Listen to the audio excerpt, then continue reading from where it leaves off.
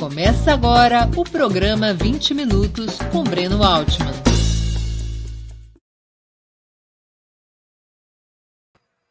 Bom dia! Hoje é 2 de agosto de 2021. Está começando mais uma edição do programa 20 Minutos.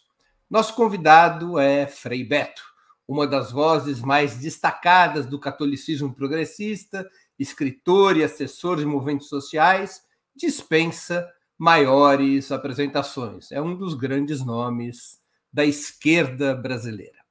Antes de começar a conversa, gostaria de pedir que façam uma assinatura solidária de Opera Mundi em nosso site ou se tornem membros pagantes de nosso canal no YouTube. A imprensa independente precisa da tua ajuda para se sustentar e se desenvolver. Também peço que curtam e compartilhem esse vídeo, além de ativarem o sininho do canal. São ações simples que ampliam nossa audiência e nossa receita publicitária. Nossos espectadores e nossas espectadoras também poderão fazer perguntas ao convidado nas áreas de bate-papo das plataformas. A quem as fizer, no canal de Opera Mundi no YouTube, peço que contribuam, se puderem, com o Super Chat ou o Super Sticker.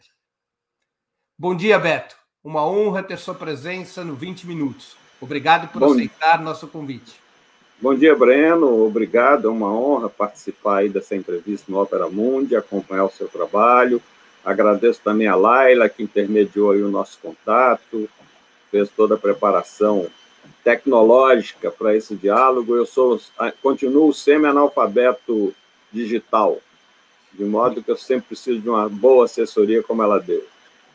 Muito bem. Beto, dos anos 60 aos 80, havia uma forte corrente religiosa encarnada pela teologia da libertação que desempenhou importante papel progressista e que colaborou intensamente na resistência contra a ditadura e depois na formação do PT e dos principais movimentos populares, como o MST e a CUT. A partir dos anos 90, no entanto, ou até um pouco antes, apesar do final da Guerra Fria, começou a ressurgir como arma conservadora o fundamentalismo religioso.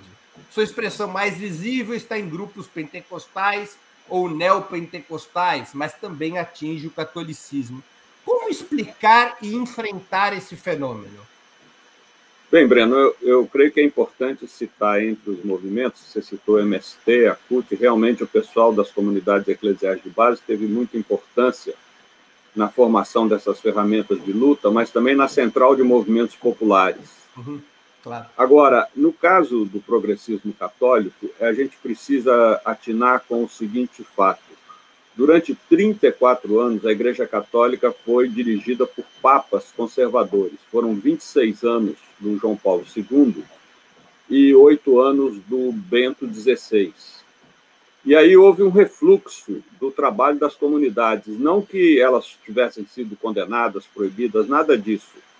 Mas como eles não apoiaram esse trabalho pastoral progressista, muitos padres e bispos deixaram de se empenhar nessa atividade, os leigos ficaram um pouco aí desamparados, e hoje nós temos uma situação esdrúxula na Igreja Católica, que temos um Papa altamente progressista, totalmente identificado com a teologia da libertação, que é o Francisco, inclusive muito sintonizado, é o único Papa na história da Igreja que promoveu 3 encontros com líderes de movimentos populares, e, no entanto, o corpo é conservador. Por quê? Porque a maioria dos padres e bispos atuantes foram formados durante aqueles 34 anos. Esse é um fator. Agora, o outro fator é que nós, aí eu englobo a esquerda em geral, nós nos afastamos do trabalho de base. Essa é a questão.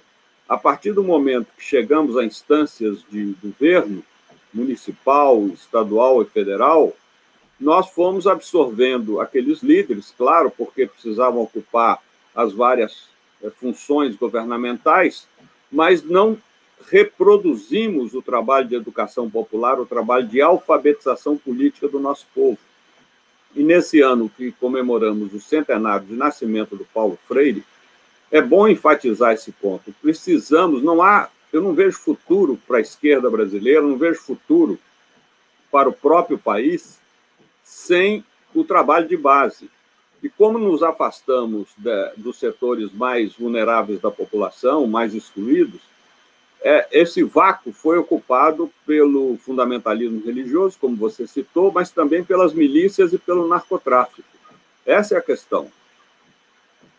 Beto, deixa eu te fazer uma pergunta, vamos dizer assim, que tem a ver com a história religiosa. Por que o catolicismo vem perdendo tanto espaço na América Latina para os grupos pentecostais ou neopentecostais de extração conservadora? Por dois fatores. Primeiro, um fator interno e o outro um fator externo. O fator interno é o clericalismo, essa peste já denunciada várias vezes pelo Papa Francisco. Ou seja, você vai numa missa de domingo, tudo se centra no sacerdote que está lá na frente. O povo fica de assistente, calado, as pessoas nem interagem entre si, nada. Enfim, o clericalismo, essa coisa do padre querer controlar tudo, tudo tem que passar por ele, não valoriza o trabalho dos leigos. Eu, por exemplo, morei 5 anos numa favela, você sabe disso, lá no Espírito Santo, e os pastores que faziam o culto na capela da favela eram moradores da favela. Onde é que você viu padre morador de favela? Eu sou um caso raro de quem ficou 5 anos numa favela, mas eu não sou sacerdote, né? Mesmo assim, eu fazia lá as minhas atividades pastorais. Agora, esse é o problema interno. O problema externo é o financiamento da direita, principalmente via Estados Unidos, as chamadas igrejas eletrônicas. Isso é uma atividade deliberada do Departamento de Estado americano para varrer do continente latino-americano a teologia da libertação. É o famoso relatório Rockefeller, quando lá nos anos 70 ele dizia: mais perigoso que o marxismo na América Latina para os interesses dos Estados Unidos é a teologia da libertação, é o cristianismo progressista. Por quê? Porque o povo latino-americano, sem exceção, né, atenuando apenas o Uruguai, os outros não são nenhuma exceção, nenhuma atenuação, é sumamente religioso, inclusive o povo cubano. Então, a questão religiosa ela tem muita força de mobilização. E a religião é como a política, ela é uma faca de, como se diz em Minas, de 2 legumes, né? Serve para oprimir ou serve para libertar. Eu sempre lembro aos companheiros comunistas, que ainda foram marcados por aquele preconceito à religião, né, que felizmente o Fidel, na entrevista concedida no Fidel e a Religião, acabou com isso, mas eu sempre lembro o seguinte: o Engels escreveu um livro chamado Cristianismo Primitivo, em que ele fala do pioneirismo revolucionário dos cristãos dos primeiros séculos, que derrubaram o Império Romano.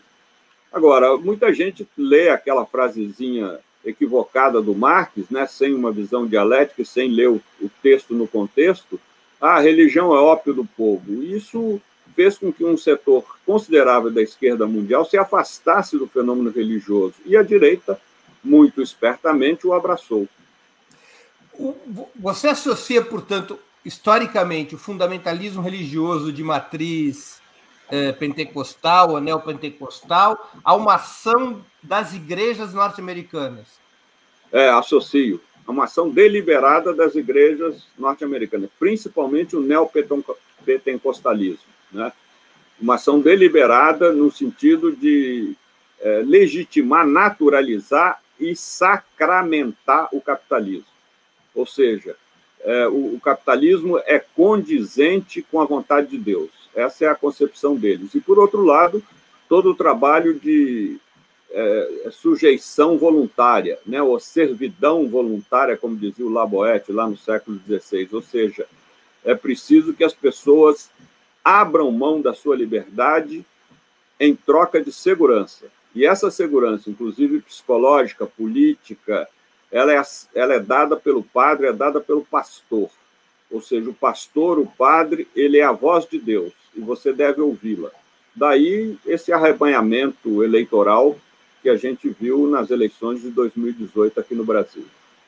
Por que essas igrejas de natureza conservadora e até reacionária têm aparentemente apresentado maior capacidade de diálogo com as camadas populares do que a esquerda? É apenas uma questão de distanciamento territorial da esquerda ou há um problema no discurso da esquerda?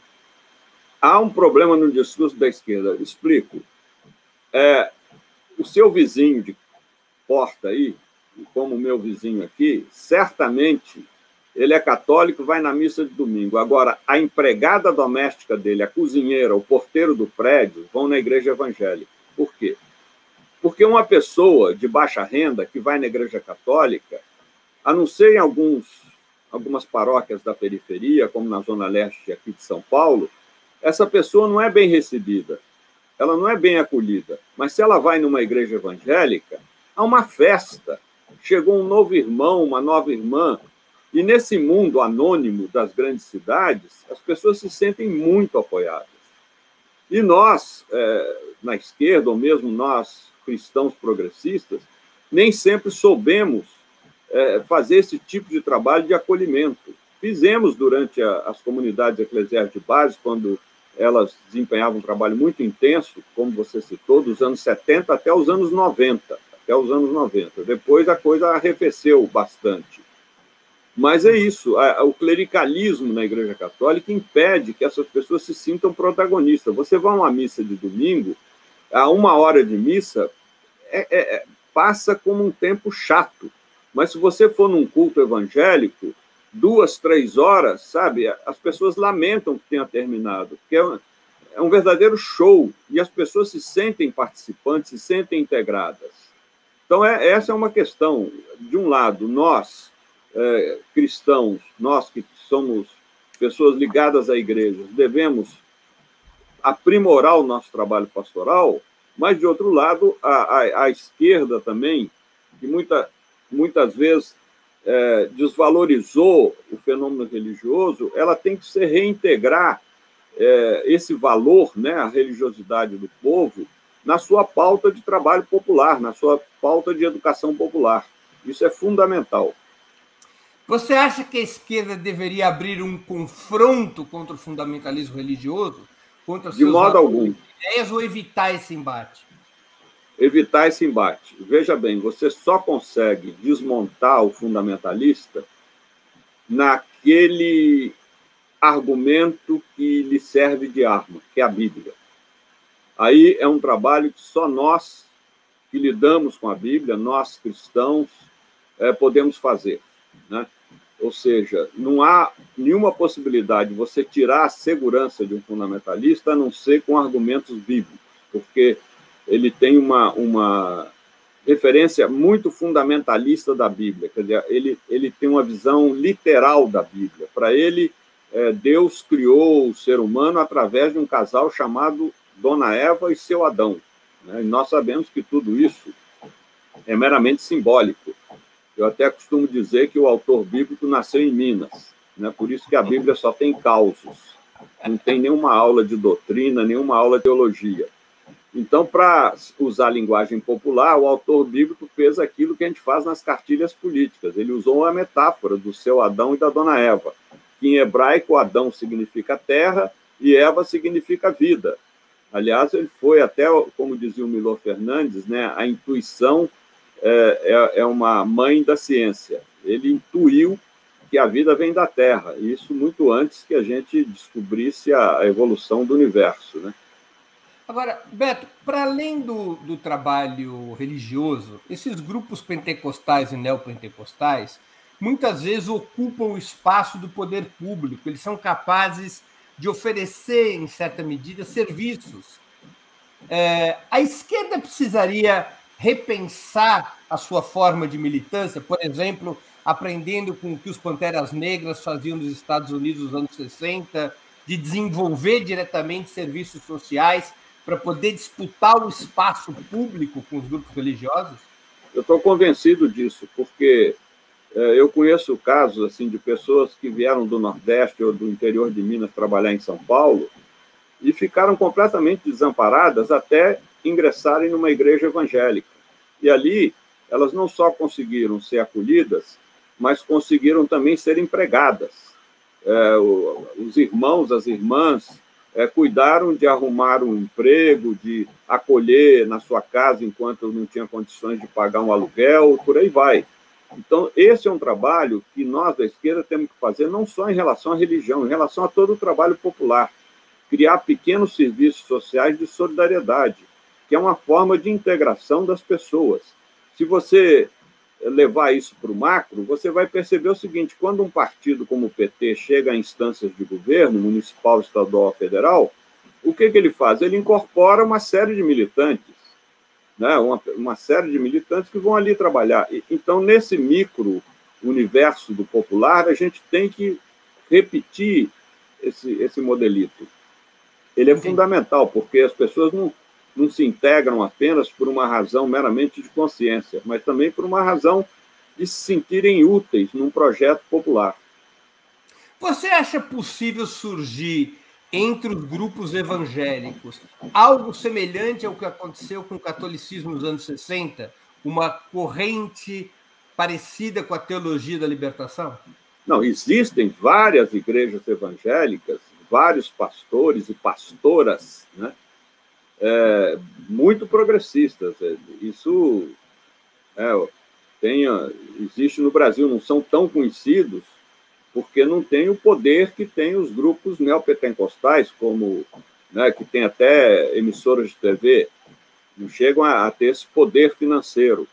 Mas existem vários setores evangélicos progressistas, e por isso que é uma injustiça a gente generalizar achando que todos os evangélicos são conservadores, bolsonaristas, etc. Precisamos sempre fazer essa distinção. Isso em todos os segmentos religiosos, há setores de ultradireita, mas há setores muito progressistas. Tenho aqui uma pergunta de um espectador nosso, o André Ricardo de Souza. Que efeitos políticos se pode vislumbrar do pontificado de Francisco no Brasil? Como é que é? Repete, por favor. Que efeitos políticos se pode vislumbrar do pontificado de Francisco no Brasil? Bem, no Brasil, primeiro, a CNBB, ela não é mais uma entidade que representa os bispos no Brasil, conservadora como ela foi durante os pontificados de João Paulo II e Bento XVI. Ela hoje tem criticado o governo, ainda não voltou ao progressismo dos anos 70, 80, 90, mas já tem dado passos e se afastou totalmente desse governo fascista de Bolsonaro. Por outro lado, existem novos padres e novos religiosos, enfim, que são progressistas e estão encontrando espaço na igreja graças a esse apoio, né, que o Francisco nos dá.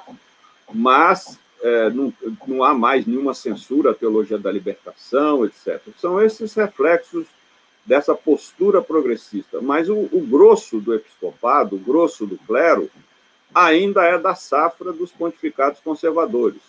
E daí a dificuldade de abrir esse espaço, mas a gente tem conseguido abrir cada vez mais. Os efeitos das mudanças no Vaticano, eles demoram, precisa de uma nova geração de padres. Exatamente. A Igreja Católica é um paquiderme, né, muito antigo, e essa é a imagem de Santo Agostinho. Ela é mais lenta do que o Partido Comunista da União Soviética. É verdade.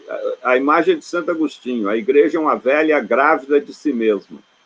Ou seja, o novo tem que nascer dentro. Está nascendo, mas o parto demora às vezes. É mais de 9 meses. Exatamente. Beto, para além do teu destacado papel como intelectual do campo de esquerda, você coloca a mão na massa e fez parte do primeiro governo Lula, liderando a etapa inicial do programa Fome Zero.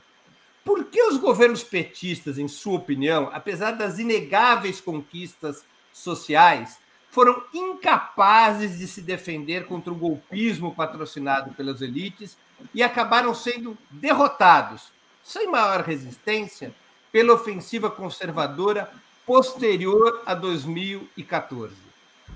Bem, como você disse, eu considero os governos do PT os melhores da nossa história republicana. Da história anterior, eu sou fã de Dom Pedro II, mas isso é outro detalhe. Mas, de fato, o PT fez pelo Brasil, pelo nosso povo, que nenhum outro governo fez na nossa história republicana. Porém, cometemos o equívoco de não aproveitar os 13 anos para desenvolver, em âmbito nacional, um amplo trabalho de educação política, de alfabetização política do nosso povo. Ou seja, os benefícios sociais foram entendidos como um recurso de promoção social, mas não um recurso de mobilização, de organização e mobilização sociais. Aí eu acho que houve uma falha da nossa parte. Nós deveríamos ter aproveitado melhor esse período para um amplo processo de educação política, de modo que, quando houve aquela manifestação de junho de 2013, nós ficamos perplexos.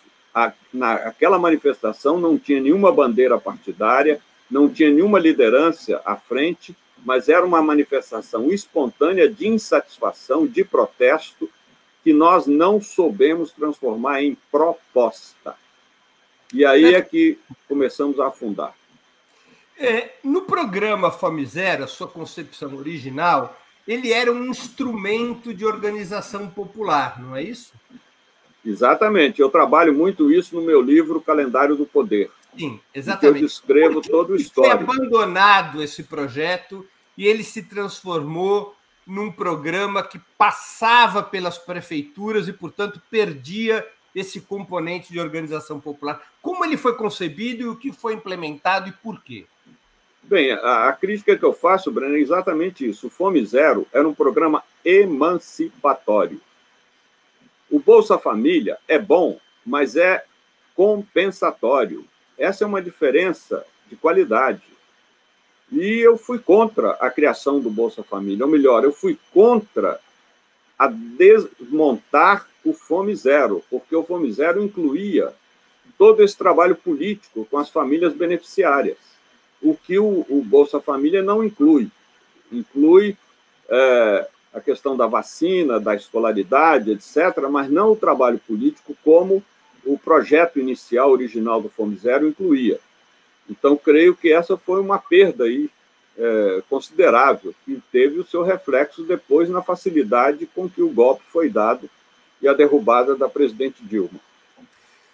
Na formulação original do Fome Zero, a ideia era criar comitês contra a fome nas cidades que teriam a participação de movimentos populares, passava por fora da institucionalidade. Exatamente. Nós chegamos a criar comitês em metade dos municípios brasileiros. Metade, dos mais de 2.000 municípios, foram formados comitês Fome Zero, sem a participação do poder público local. Agora, isso espantou os prefeitos, espantou as mini-oligarquias municipais e que trataram de pressionar o governo para acabar com isso. E o governo, infelizmente, não suportou a pressão e acabou. E o Fome Zero passa a ser controlado pelos prefeitos e não mais pelos movimentos populares sociais dos municípios. Você acha que num novo governo de esquerda deveria ser retomado um programa com a estrutura que estava proposta no Fome Zero? Eu acho não, eu acho imprescindível. Primeiro porque o Brasil voltou ao mapa da fome. Hoje nós temos 19 milhões oficialmente em fome crônica e 50 milhões em insegurança alimentar, sendo que 105 milhões de brasileiros ganham menos de salário mínimo. E há uma inflação aí afetando fortemente o preço do gás, dos alimentos, enfim, a cozinha brasileira. Então, é muito importante o próximo governo Lula, que eu espero que a gente consiga realmente eleger, né? Eu sempre digo, agora temos um Luiz no fim do túnel, eu espero que a gente realmente consiga implantar um novo Fome Zero. Não precisa ter esse nome, mas temos que incorporar, sim, essa questão social, começando pelo trabalho social e político com os mais vulneráveis. Eles precisam ser integrados à cidadania. E isso significa não só ter os seus direitos sociais assegurados, mas também serem incorporados como protagonistas políticos. Você acha que o PT e mesmo Lula conseguiram formular uma autocrítica adequada desses erros que você aponta? para não repeti-los em um eventual retorno ao comando do Estado? Olha, Breno, eu espero que sim. Como eu não sou militante partidário, não pertenço, nunca me filiei a partido nenhum, e não participo das instâncias internas, porque a autocrítica ela deve começar a ser feita internamente. Então, não posso opinar se houve ou não houve essa autocrítica. Talvez tenha havido e não convenha externá-la, né, para não haver desgaste político, mas que é preciso reavaliar os 13 anos de governo, isso sem dúvida nenhuma, porque se as coisas caminhassem exitosamente como esperávamos, não teríamos esse governo fascista hoje no Brasil. Uma outra crítica que se faz ao PT tem a ver com a política de alianças. O PT, quando Lula é eleito presidente em 2002, ele, pela primeira vez em sua história, faz uma aliança fora do campo progressista. Quando o Zé Alencar é indicado para vice-presidente, o PT alia-se ao pequeno PL, partido ao qual então estava filiado José Alencar, e ao qual e que era dirigido então pelo incrível Valdemar da Costa Neto.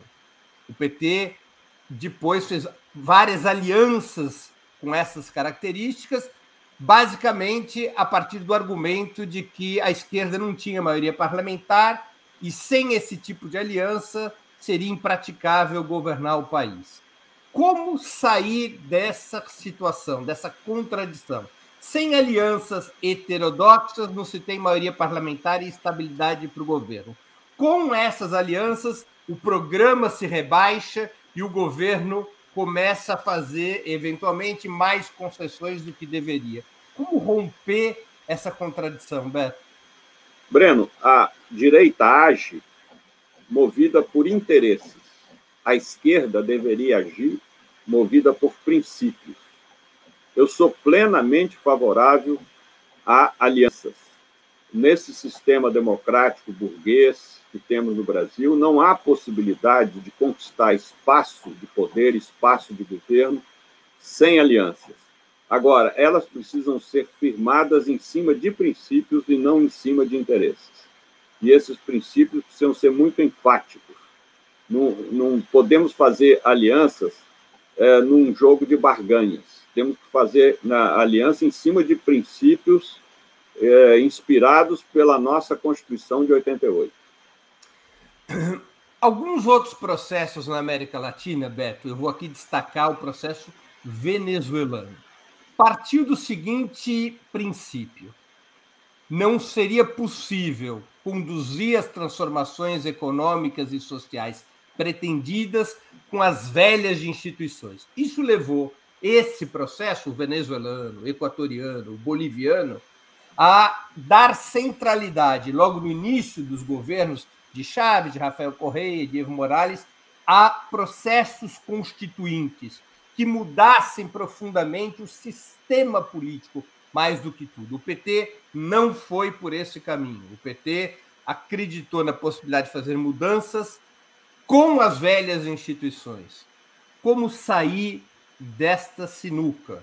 É necessário repensar a estratégia desse ponto de vista? Um eventual novo governo de esquerda, na tua opinião, teria que enfrentar com radicalidade a reforma das instituições, eventualmente propondo a convocação pós-eleição de um governo progressista, pensar a possibilidade de convocação de um novo processo constituinte?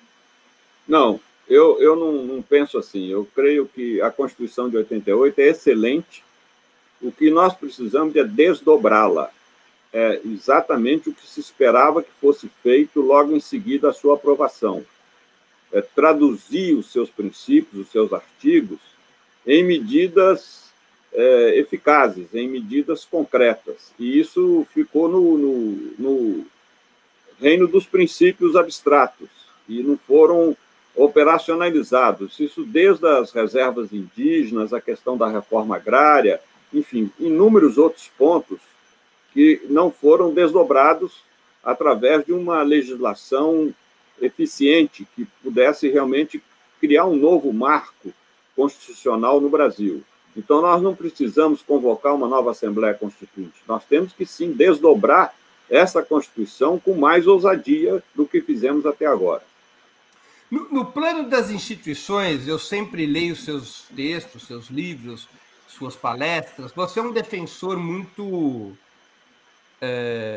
frequente da participação popular. O que isso deveria representar no plano institucional? Que tipo de mecanismos deveriam ser propostos para que essa participação popular pudesse ajudar um governo de esquerda a avançar nas transformações? Por exemplo, quero uma proposta do Fome Zero, que toda família beneficiada por políticas sociais do governo federal tivesse como condicionalidade não apenas a vacina, a escolaridade dos filhos, mas também o pertencimento a sindicatos, a movimentos populares, a núcleos de organização na favela, na periferia, na zona rural, etc. Enfim, um engajamento político. Essa condicionalidade me parece essencial no novo projeto de governo. Você tem simpatia pela adoção de mecanismos plebiscitários, como, por exemplo, os que existem na Venezuela, no qual tanto o presidente da República quanto a própria população podem convocar plebiscitos que subordinam o parlamento? Sim, eu tenho simpatia, sim. Agora, eu acho que o Brasil precisa de uma profunda reforma eleitoral. Eu sou avesso a essa rotatividade de cada 2 anos vamos às urnas. Eu preferiria que fosse tudo a cada 4 anos. Mas creio que isso possibilitaria um trabalho político melhor nas bases. A síndrome do eleitorarismo nos atrapalha muito, porque sempre se sai de uma eleição pensando na próxima. E, com isso, essa é uma das razões também que nós acabamos abrindo mão bastante do trabalho de base, do trabalho político com os setores populares. Deixa eu colocar aqui algumas questões dos nossos espectadores, Beto. Até algumas delas retroagem a temas que a gente já abordou, mas eu acho que são importantes. A Estela Deusa Pegado Araújo, que é membro pagante do nosso canal, pede que você fale um pouco das linhas conservadoras da Igreja Católica, como Opus Dei, os carismáticos, Canção Nova, etc. Bem, eu acho que é uma ofensiva da direita que usa essas ferramentas, mas não podemos também generalizá-las. Eu conheço pessoas que pertencem a esses movimentos e são progressistas. Conheço carismáticos que não votaram em Bolsonaro, que votaram em Haddad, que esperam votar em Lula no próximo ano. Então, a gente precisa ter sempre um certo cuidado com isso, não considerar que são todos pessoas conservadoras, pessoas de direita. O Gleberton dos Santos, que contribuiu com o Superchat, eu agradeço, faz a seguinte pergunta. O PT burocratizou-se ao ponto de andar descolado dos movimentos de massa? Não tem a menor dúvida. O PT não só descolou, mas como muitas vezes os movimentos passaram a representar mais o governo junto às bases do que o inverso, com exceção do MST. Então, isso foi, uma contradição, porque os movimentos sindicais, os movimentos populares, a função deles é justamente exercer pressão sobre o poder público. Eles não podem ser usados jamais como correia de transmissão. E isso, eu creio que o exemplo do MST e também do MTST são muito bons, né? Devem ser estudados, observados, porque os movimentos populares eles não podem se partidarizar, eles têm que preservar a sua autonomia. E não importa quem está no governo, o partido que está no governo, a função deles é representar as bases populares. Goste ou não goste do governo. Como é que se desburocratiza um partido que passou a ser centralmente uma máquina eleitoral? Ampliando os seus mecanismos internos de democracia. Não há outra maneira. Vide aí o que está ocorrendo atualmente no PSDB. Enfim, tem que ampliar. Cada vez mais, toda a militância deve ter ingerência dentro desse partido. Não podemos criar um partido em que meia dúzia de caciques, se eternizem nas instâncias de poder, sem que as bases possam renovar esses quadros e influir. Beto, ainda sobre o tema internacional,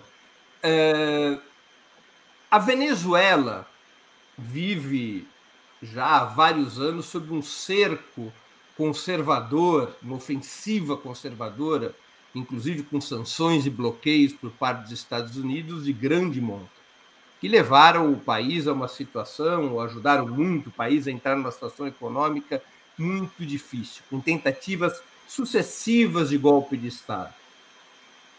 Fazendo uma certa comparação, embora as situações sejam diferentes, o que explica que o processo venezuelano consiga se manter de pé quando, no Brasil, o processo liderado pelo PT, com dificuldades bem menores do que aquelas enfrentadas pela esquerda venezuelana, repito, o que a gente já conversou alguns minutos atrás, quando o processo aqui no Brasil caiu com relativa facilidade? Bem, eu acho que dois fatores. O chavismo conseguiu, primeiro, incorporar ao seu projeto progressista de governo as Forças Armadas e os setores mais pobres da população, através de conselhos populares e outras ferramentas que foram criadas e são apoiadas pelo governo. Então, creio que esse arcabouço é que garante a estabilidade hoje da Venezuela e completamente descarta qualquer êxito dos setores de oposição monitorados pelos Estados Unidos. Então, creio que esse é um exemplo a ser seguido, né? Nós não podemos, por exemplo, nós não podemos mais nomear ministros do Supremo Tribunal Federal ou para funções de governo, mesmo ministro da Fazenda, da Economia, que sejam do outro lado. Nós temos que confiar nos nossos quadros, né? E isso, por quê? Porque no momento que você nomeia alguém que é do outro lado, seguramente ele vai te trair, ele vai sabotar a instância de governo. Você acha que, para além deste equívoco de não dar centralidade à educação e organização do povo, houve um certo desdém, uma certa ilusão nos governos petistas com o funcionamento das instituições, por exemplo, em relação ao Poder Judiciário ou às Forças Armadas? Acho que sim. Acho que houve, uma certa confiança de que essas pessoas eram potencialmente aliadas, quando elas são tradicionalmente conservadoras e sofrem outros tipos de pressão. Então, eu creio que nós deveríamos ter pensado em ministros do STF mais alinhados aos nossos princípios, pessoas mais alinhadas aos nossos princípios, e também deveríamos ter iniciado um trabalho junto às Forças Armadas, porque, afinal de contas, as Forças Armadas é uma instituição do Estado, e o governo tem todo o direito de ali interferir. Eu fico pensando, quantos de nós, membros do governo Lula, fomos fazer uma conferência, uma palestra na Academia Militar de Agulhas Negras? Como é que, nós levamos a nossa mensagem a esses setores? E eu creio que esse é um dos fatores que hoje faz com que Bolsonaro se sinta muito à vontade, porque ele faz o que faz, fala o que fala, e nenhuma voz, nenhuma, não há exceção, da ativa das Forças Armadas o contradiz. Ou seja, esse silêncio obsequioso se traduz num apoio. Ele tem, sim, apoio das Forças Armadas. Essa ideia de que, não, ele fala sozinho, não tem, isso acabou. Depois que ele mudou os comandos, e hoje o comando das Forças Armadas é caixa de ressonância do Planalto, eu creio que nós estamos diante de uma situação realmente ameaçadora, de um golpe militar no Brasil. Eu só diria que esse golpe ainda não veio por uma razão muito simples, porque não haverá o apoio que eles precisariam de forças externas, principalmente dos Estados Unidos. Mas não fosse isso, possivelmente essa aparente democracia já estaria sem controle das outras instâncias de poder. Você acha que, mais uma vez, a esquerda teve ilusão com as Forças Armadas? Acho. Mais uma vez, nós tivemos ilusão com as Forças Armadas. Ou seja, elas são... Nós cometemos o grave erro de não apurar rigorosamente os crimes da ditadura militar, como fizeram a Argentina, o Uruguai, o Chile, vários países. Nós, né, não fizemos isso no Brasil. Resultado, toda a herança ditatorial perdura nas Forças Armadas. Não é à toa que você tem uma figura como o Bolsonaro elogiando o símbolo dos torturadores, o coronel Ustra, brilhante Ustra, porque não houve essa separação do joio do trigo. As Forças Armadas não são todas elas integradas por pessoas de direita, mas a impunidade criou imunidade. Então, isso é muito grave. Você acha que essa ilusão da esquerda se estendia ao conjunto de considerações sobre a elite brasileira? Ou seja, havia uma ilusão sobre o compromisso democrático da burguesia brasileira depois da Constituinte de 88? Um pouco também. A burguesia brasileira é ontologicamente associada ao capital estrangeiro. Tanto que o principal fator da política econômica brasileira há muitos anos é atrair capital de fora. Tudo funciona com essa perspectiva, seja através do sistema financeiro, seja através da exportação de commodities. O Brasil é altamente dependente do capital externo. Então, essa foi uma ilusão de que haveria uma burguesia nacional, como a ilusão de que haveria um setor nacionalista das Forças Armadas no golpe de 64, né, que o Jango não seria derrubado porque o seu esquema militar era muito sólido e, sem dar um tiro, o golpe se implantou e durou 21 anos. Beto, eu vou ler aqui a pergunta do Atom Fon Filho. Meu querido Atom, um grande abraço a ele. Querido, um dos presos políticos da ditadura com mais tempo de cadeia. Eu peço à produção... E meu colega de cela. Colega seu de cela. Peço à produção que suba de novo na tela a pergunta do Fon, porque ela não está na minha lista. Vamos ver aqui se eu a acho. Beto, pergunta do Fon. Beto, você já disse que foi sua a indicação original de Joaquim Barbosa para o STF. Você acha que foi um equívoco seu ou Joaquim Barbosa traiu o povo? Bom, eu nunca disse isso, porque não fui eu que indiquei. Apenas o Márcio Tomás Bastos me disse, no meu gabinete no Planalto, que o Lula estava interessado em nomear para o STF um juiz negro, se eu conhecia algum jurista negro. E há poucos dias atrás eu tinha conhecido, por acaso, numa agência da Varig, ainda existia a Varig, o Joaquim. Ele veio, se apresentou a mim, me deu o seu cartão, falei, olha, eu encontrei esse jurista negro numa agência da Varig. E depois eu me surpreendi ele sendo nomeado. Eu nunca tive a caneta para nomear ninguém, né? Então é uma injustiça atribuir a minha nomeação. Apenas respondi a pergunta do Márcio Tomás Bastos, que era o ministro da Justiça. Eis aqui, eu conheço sim um jurista negro. E depois fiquei sabendo que realmente ele foi nomeado. Não tenho Agora, nada... essa história revela uma ingenuidade do governo na nomeação de ministros. Evidente, isso que eu falei. Com tantos juristas alinhados a nós, sabe? Vamos escolher alguém assim pelo fato de ser negro. É a mesma coisa que escolher o terrivelmente evangélico. Não deveríamos cometer mais erros desse tipo. Beto, deixa aqui te fazer uma outra questão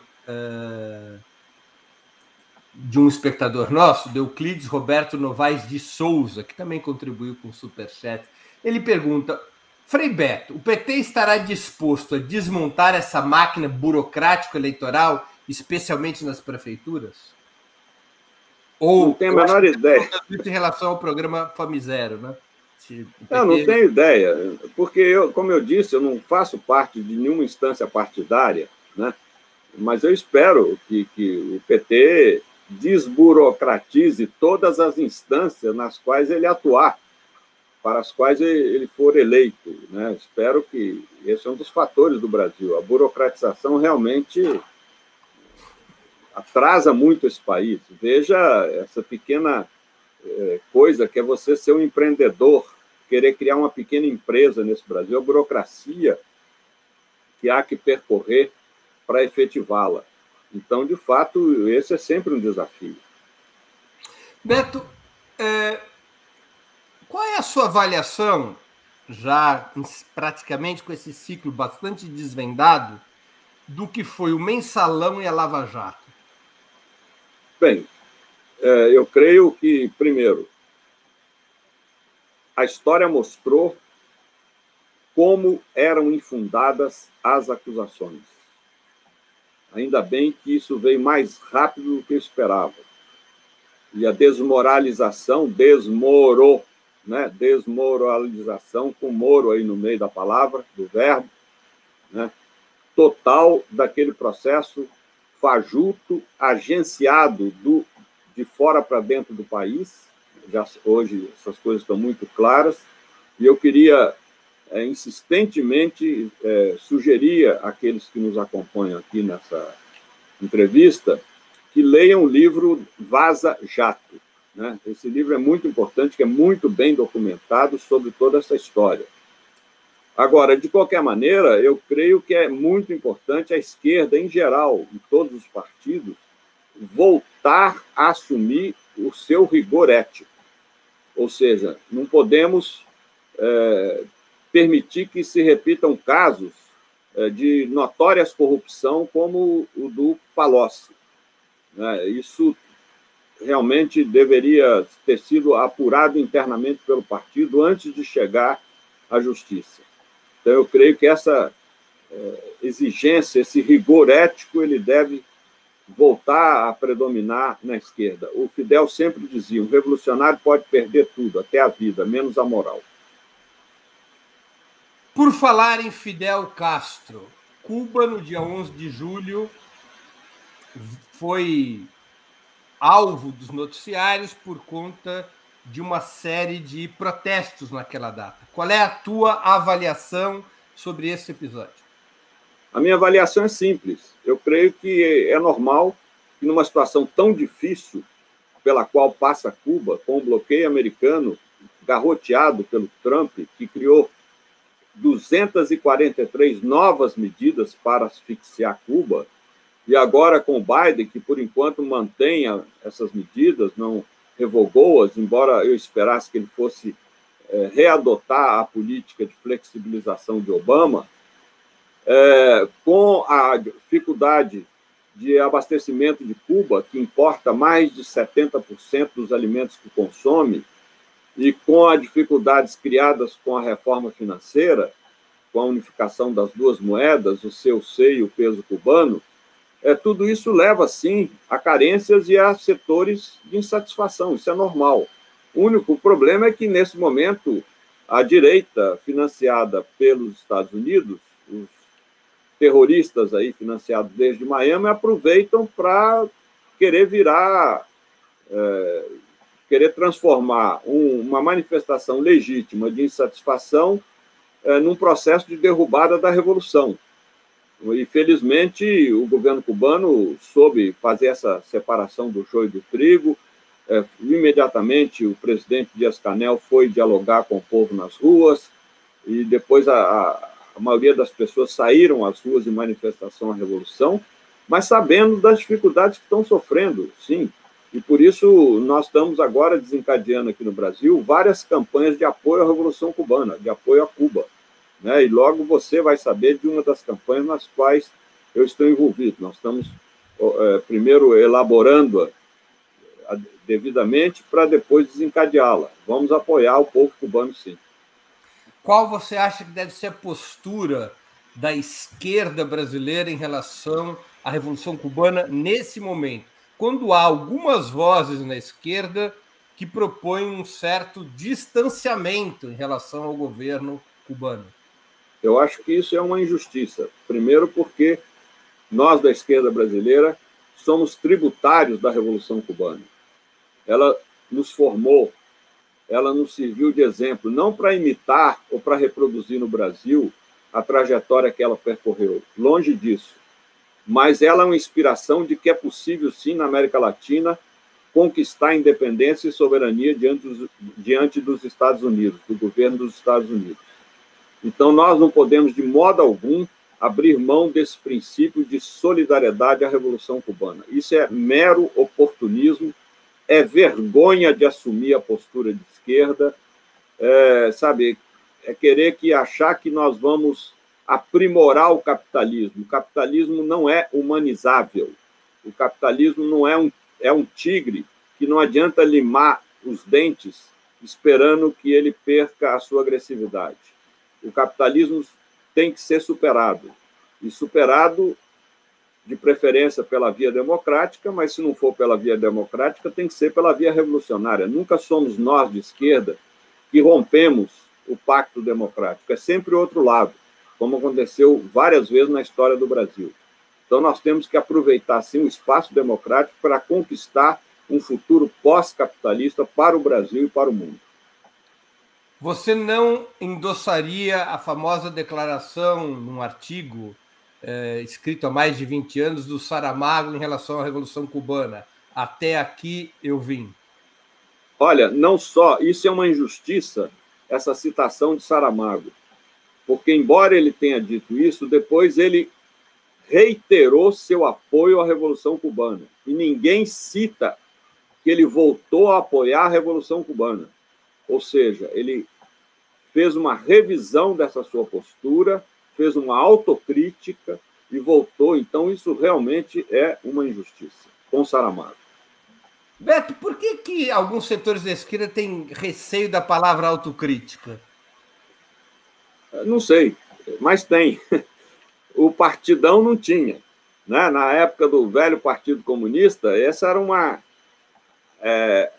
norma frequente dentro do birô político, do Comitê Central, fazer autocrítica. Era uma exigência dos militantes.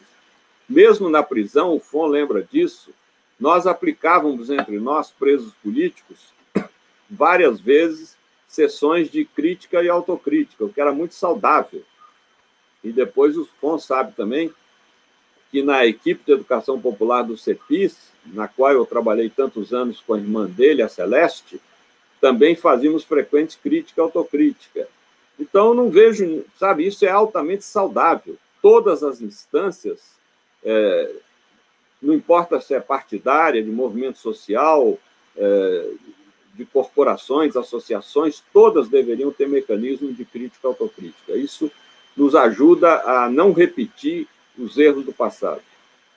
Você acha que é um método que tem que ser restabelecido na esquerda? A crítica Sim, e a autocrítica. Deve ser restabelecido. Por quê? Porque isso acaba com o caciquismo, sabe? Acaba com os mandatários eternos. A gente, Breno, tem muito medo de perguntar às pessoas com as quais a gente trabalha o que você pensa de mim. Jesus fez essa pergunta. Aliás, ele perguntou aos apóstolos o que vocês pensam de mim, perguntou e o que o povo pensa de mim. E como a gente tem medo de fazer essa pergunta? Por quê? Porque a gente prefere imaginar que você pensa de mim o que eu gostaria que você pensasse. Morro de medo que você se expresse e diga a verdade. Então, é fundamental criar esse mecanismo, sabe? Esse mecanismo, ele acaba com o caciquismo, ele realmente nos coloca numa posição de humildade, no sentido etimológico da palavra, vem de humus, terra, né? Humildade é a gente não ser maior nem menor do que é ter os pés na terra, ser do tamanho que se é. E talvez a autocrítica tenha sido um dos grandes diferenciais do tipo de liderança do Fidel Castro em relação a outros chefes do mundo socialista, não? Exatamente. Por quê? Porque a Revolução Cubana, no seu conjunto, fez várias críticas e autocríticas, né? processos chamados de retificação, de revisão de princípios, etc. Ou seja, não só o governo cubano, não só os líderes da revolução, mas o conjunto do povo cubano passou por processos intensos de crítica e autocrítica, e nós deveríamos imitá-lo nesse sentido. Quer dizer, não precisamos ter medo da autocrítica. A autocrítica não nos enfraquece. Não nos enfraquece, pelo contrário, mas é sempre aquele argumento, não vamos, não, porque a direita vai usar. A direita sempre vai usar, ainda que a gente não diga nada. Ela sempre vai criar fake news, sempre vai, nos ofender e espalhar mentiras. Isso é normal. A gente deve, se vacinar em relação às reações da direita. Isso não importa. O que importa é que a gente seja coerente com os princípios, que a gente seja ético, que a gente seja capaz de rever os erros cometidos, sim, e para poder não repeti-los no futuro. Beto, a gente está aqui encerrando essa hora de conversa. Apesar do programa chamar 20 minutos, ele tem essa característica quântica de ser um tempo dilatado. Ótimo. E uma conversa que poderia se estender por horas, porque é sempre um prazer e uma fonte de conhecimento conversar contigo. Mas eu vou te fazer aqui as duas perguntas que eu sempre faço aos nossos convidados ao se encerrar a entrevista. Qual livro que você leu ou está lendo durante a pandemia e gostaria de sugerir aos nossos espectadores? E qual filme ou série assistiu ou está assistindo e poderia indicar a quem nos acompanha? Bem, livro eu queria sugerir aí 3 livros, né? O Torto Arado, do meu querido amigo Itamar Vieira Júnior, também dos meus amigos... É o campeão de indicação aqui no 20 Minutos. Exatamente, é muito bom, muito bom. Eu tive a oportunidade de entrevistá-lo no Sub-40, além disso, é um autor muito interessante nas suas ideias, na sua história de vida. E diria que esse livro é uma homenagem ao MST, né? A luta do MST. E também sugiro o Enviesado Sol de Outono, do meu amigo Rogério Dardot, que é um excelente romance, e também O Sol Misturado ao Mar, do meu amigo Antônio Carlos Fester, O Mar Misturado ao Sol, ao contrário, né? O Mar Misturado ao Sol. E fico a essa sugestão de 3 livros. Agora, como eu leio muito, escrevo muito, eu quase não vejo filmes e séries. Eu vejo noticiário na televisão, mas não sou aficionado de Netflix e Globoplay, nada disso. Agora sim, eu de vez em quando vejo alguma coisa das Olimpíadas, mas a minha questão é literatura. Você gosta dos Jogos Olímpicos? Algumas coisas sim, algumas coisas eu gosto. Gosto muito da ginástica artística, das competições de vôlei. Eu pratiquei muitos anos natação, então mas eu nunca me interessei, eu sou um caso raro, né, atípico por futebol. Eu não torço para time nenhum, assim como eu não sou de partido nenhum, também não torço para time nenhum. Então, no futebol não me interessa Isso aqui muito. É por uma convicção groucho marxista? Você não aceita? Não, por nada. Eu nunca... É porque eu seria ótimo no futebol se a bola não fosse redonda. Deve ser isso. É um complexo que eu trago desde criança. Né? Mas sendo ela redonda, ela me embaralha. Eu entro no campo, ela me atropela. Beto, eu queria agradecer muitíssimo pelo teu tempo e por essa conversa absurdamente interessante, de grande interesse ao nosso público. Obrigado pela oportunidade que você deu aos nossos espectadores e espectadoras e a mim mesmo, em primeiro lugar. Obrigado, Breno. Obrigado, Laila. E obrigado a todo o pessoal que nos acompanhou. E deixo aí com todos, partilho com todos o meu axioma atual. Vamos guardar o pessimismo para dias melhores. Obrigado, Beto. Encerramos assim mais uma edição do programa 20 Minutos, que hoje teve como convidado Frei Beto. Voltaremos a nos ver amanhã, terça-feira, 29 de julho, às 11 horas, com mais uma edição do programa 20 Minutos História. O tema: quem foi Borba Gato? Trata-se de uma resposta direta ao vídeo do jornalista Eduardo Bueno, o Peninha, e a todos que flertam com uma abordagem quase doce, patriótica, sobre quem seria esse personagem paulista, o Borba Gato, e os bandeirantes de forma geral. Até lá, obrigado pela audiência e um grande abraço.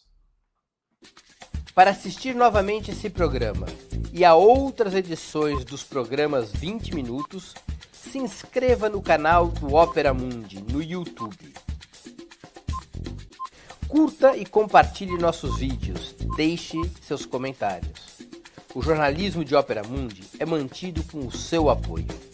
Faça uma assinatura solidária em www.operamundi.com.br. Com um pequeno valor mensal, você nos ajuda no desenvolvimento de um jornalismo independente e de qualidade. Obrigado pela audiência e até a próxima.